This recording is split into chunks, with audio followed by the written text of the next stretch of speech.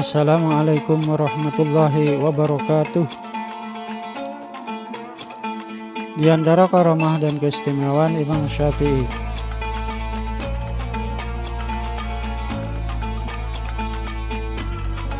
Sebagai Muslim Indonesia, tentunya nama Imam Syafi'i merupakan nama yang sangat populer. Beliau merupakan pendiri mazhab Syafi'i. Mayoritas masyarakat Indonesia menganut mazhab tersebut.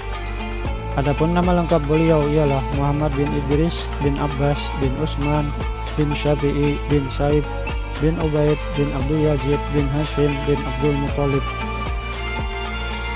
Imam Syafi'i dikenal sebagai ulama besar yang cerdas. Bahkan di usianya yang ke-15, keilmuan Imam Syafi'i sudah setaraf dengan seorang mufti. Tak pelak saat ini sosoknya telah dianggap sebagai mufti besar Imam Islam Sunni. Beliau juga dikenal memiliki banyak karomah atau keistimewaan. Di antaranya bisa melihat atau meneropong masa depan murid-muridnya kelak di kemudian hari. Imam Syafi'i wafat pada tahun 204 Hijriah. Menjelang wafatnya Imam Syafi'i, datanglah 4 murid beliau yang paling menonjol. Mereka adalah Imam Buwaiti, Imam Muzani, Ibnu Abdul Hakam, dan Imam Robi.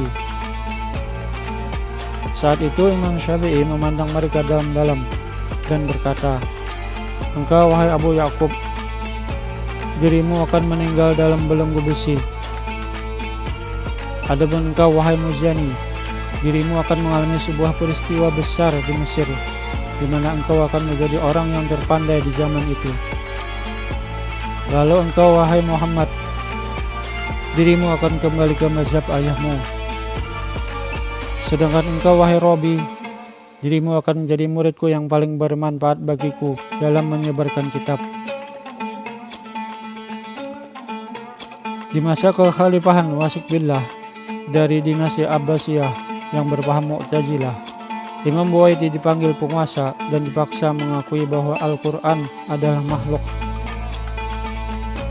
Akan tetapi dengan tegas beliau menolak dan akhirnya dipenjara hingga menemui ajalnya di sana, persis seperti yang diramalkan Imam Syafi'i.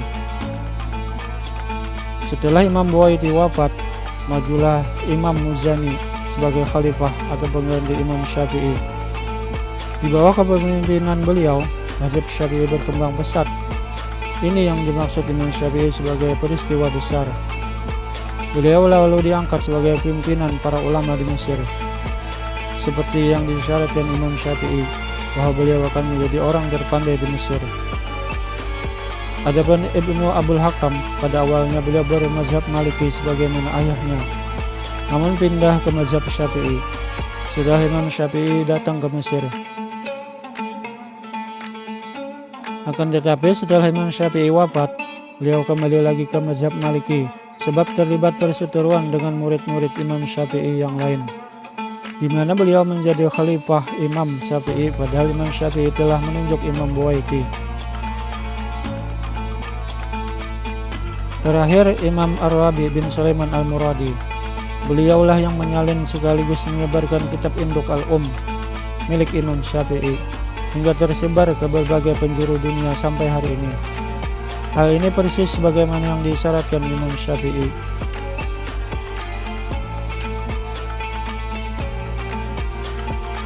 Kelebihan mazhab Syafi'i dibanding mazhab lainnya.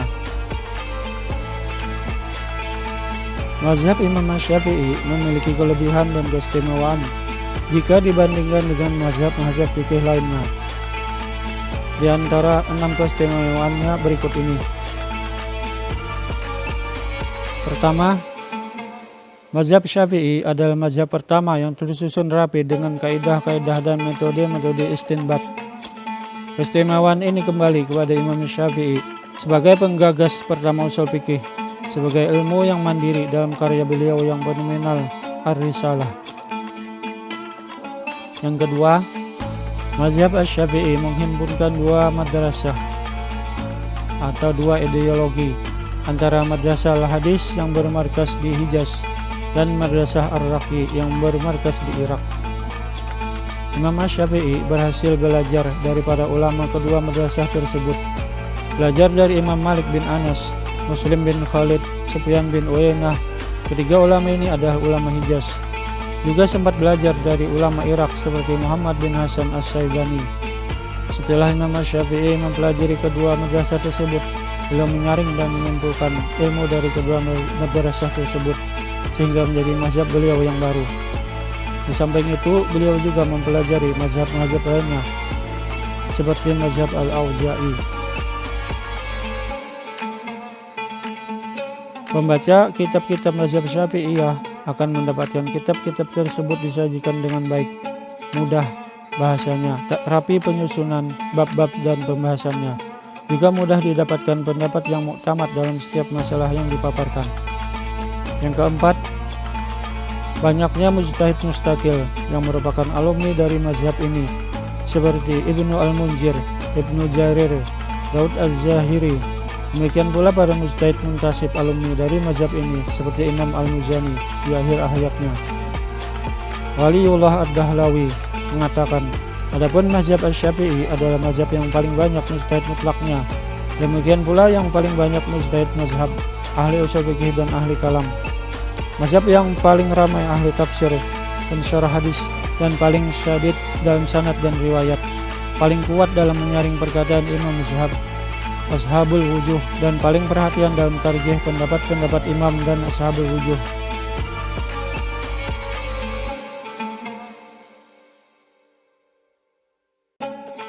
Yang kelima, juga merupakan keistimewaan mazhab Asy-Syafi'i bahwa kitab-kitab pokok dalam mazhab ini berasal dari penggagas mazhab itu sendiri, yaitu Imam Asy-Syafi'i radhiyallahu anhu.